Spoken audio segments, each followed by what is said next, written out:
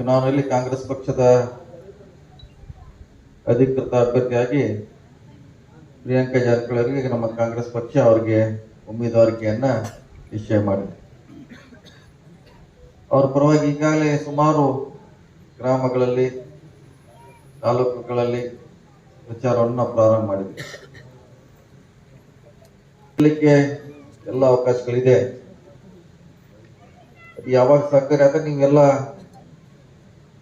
ಮನೆ ಮನೆಗೆ ಹೋಗಿ ನಮ್ಮ ಕಾಂಗ್ರೆಸ್ ಪಕ್ಷದ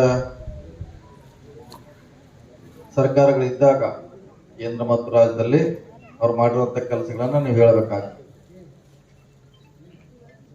ಮತ್ತು ಇತ್ತಿತ್ತಲಾಗಿ ಸಿದ್ದರಾಮಯ್ಯ ಅವರು ಮಾಡಿರುವಂತ 5 ಗ್ಯಾರಂಟಿಗಳನ್ನ ಪ್ರತಿ ಮನೆಗೆ, ಮಹಿಳೆಯರಿಗೆ, ಪ್ರತಿ ಕುಟುಂಬಕ್ಕೆ ನೀವು ಹೇಳುವಂತ ನಮ್ಮ ಕಾರ್ಯಕರ್ತರು ಕೆಲಸ ಮಾಡಬೇಕಂತ ನಾವು ವಿನಂತಿ ಮಾಡ್ಕೊಳ್ಳಿಕ್ಕೆ ಬಂದಿದ್ದೇವೆ.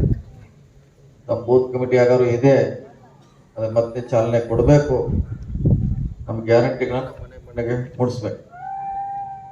ಯಾವ ರೀತಿ ನೀವು ವಿಧಾನಸಭಾ ಚುನಾವಣೆಯಲ್ಲಿ ಪ್ರತಿ ಮನೆಗೆ ಹೋಗಿರ್ತಾವ, ನಮ್ಮ ಪಕ್ಷದ ಗ್ಯಾರಂಟಿ ನಮ್ಮ ಸರ್ಕಾರ ಬಂದ್ರೆ ಕೊಡ್ತೀವಿ ಅಂತ ನೀವು ಭರವಸೆ ಕೊಟ್ಟಿದ್ರಿ. ಆ ಭರವಸೆ ಅಂತೆ ನಾವು ಪ್ರಾರಂಭ ಮಾಡಿದ್ವಿ ಆ ಯೋಜನೆಯನ್ನ.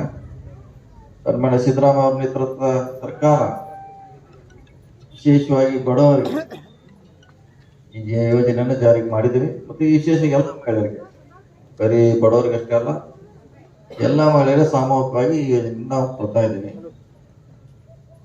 ಈ ಯೋಜನೆಯಿಂದ ನಿಮಗೆ ಸ್ವಲ್ಪ ಮಟ್ಟಿಗೆ ಎಲ್ಲ ಪರಿಹಾರ ಆಗೋಲ್ಲ ಈ ಹಣದಿಂದ. ಅದು ಸ್ವಲ್ಪ ಮಟ್ಟಿಗೆ ನಿಮ್ಮ ಜೀವನದಲ್ಲಿ ಬದಲಾವಣೆ ಆಗಲಿಕ್ಕೆ ಸಾಧ್ಯ ಆಗ್ತದೆ ನಮ್ಮ ಸರ್ಕಾರ ಭಾವಿಸುತ್ತೆ.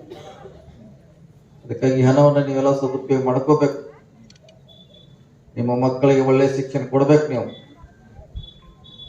ನಿಮ್ಮ ಸಾಲ ಇದ್ರೆ ತೀರಿಸುವಂತ ಪ್ರಯತ್ನ ಮಾಡಬೇಕು. ಮನೆ ಕಟ್ಟಲಿಕ್ಕೆ ಅನುಕೂಲ ಮಾಡಿಕೊಡ್ಬೇಕು. ಅದಕ್ಕೆ ಸಿದ್ದರಾಮಯ್ಯ ಅವರು ಕೊಟ್ಟಿರುವಂತ ಇದು ಹಣ. ನಿಮ್ಮ ಮಕ್ಕಳಿಗೆ ಒಂದ್ಸಾರಿ ಅವ್ರಿಗೆ ಒಳ್ಳೆಯ ಶಿಕ್ಷಣ ಕೊಟ್ಟರೆ ಅದನ್ನ ಯಾರು ಕೂಡ ಕಸಿದುಕೊಳ್ಳಲಿಕ್ಕೆ ಸಾಧ್ಯ ಆಗಲ್ಲ. ಅದು ಒಂದೇ ವಸ್ತು. ಜಗತ್ತಿನಲ್ಲಿ ಯಾವ್ದಾರ ಒಂದು ವಸ್ತು ಇದ್ರೆ ಕಳತನ ಆಗದವ್ರ ವಸ್ತು ಅಂದ್ರೆ ಶಿಕ್ಷಣ ಒಂದೇ.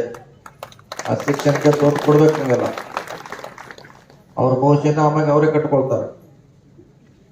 ಸೊ ಅದಕ್ಕಾಗಿ ಯಾವಾಗ ಕಾಂಗ್ರೆಸ್ ಪಕ್ಷ ನೆಹರು ಅವ್ರ ಕಾಲ ಇರ್ಬೋದು, ಇಂದಿರಾ ಗಾಂಧಿ ಇರ್ಬೋದು, ಮನಮೋಹನ್ ಸಿಂಗ್ ಇರ್ಬೋದು, ರಾಜೀವ್ ಗಾಂಧಿ ಇರ್ಬೋದು, ನರಸಿಂಹರಾವ್ ಇದ್ದಾಗ ನಿಮ್ಮ ಪರವಾಗಿ ಹಲವಾರು ನಿಮ್ಮ ಬದುಕಿಗೆ ಕಾರ್ಯಕ್ರಮ ಕೊಟ್ಟಂತ ಕಾಂಗ್ರೆಸ್ ಪಕ್ಷ.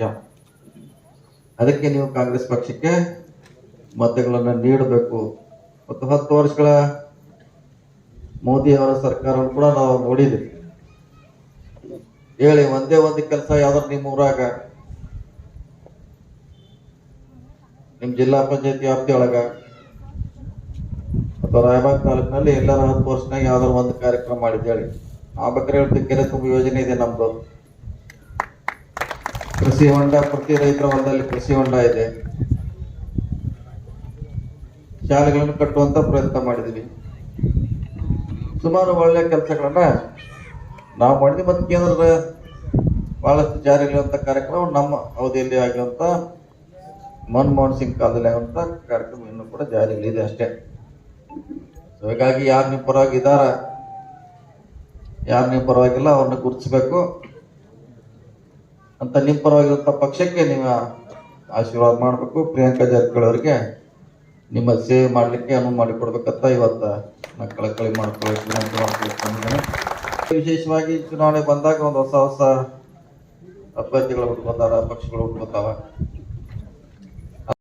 ಯಾವುದೇ ಧರ್ಮ ಇರ್ಬೋದು, ಯಾವುದೇ ಜಾತಿ ಇರ್ಬೋದು, ಯಾವುದೇ ಭಾಷಿಕನಿರ್ಬೋದು, ಎಲ್ಲರೂ ಕೂಡ ದೇವರಲ್ಲಿ ನಾವು ಅಂತೇವೆ, ದೇವರ ಸಮ್ಮುಖದಲ್ಲಿ ಎಲ್ಲರೂ ಸಮಾನರು ಅಂತ ತಿಳ್ಕೊತೀವಿ.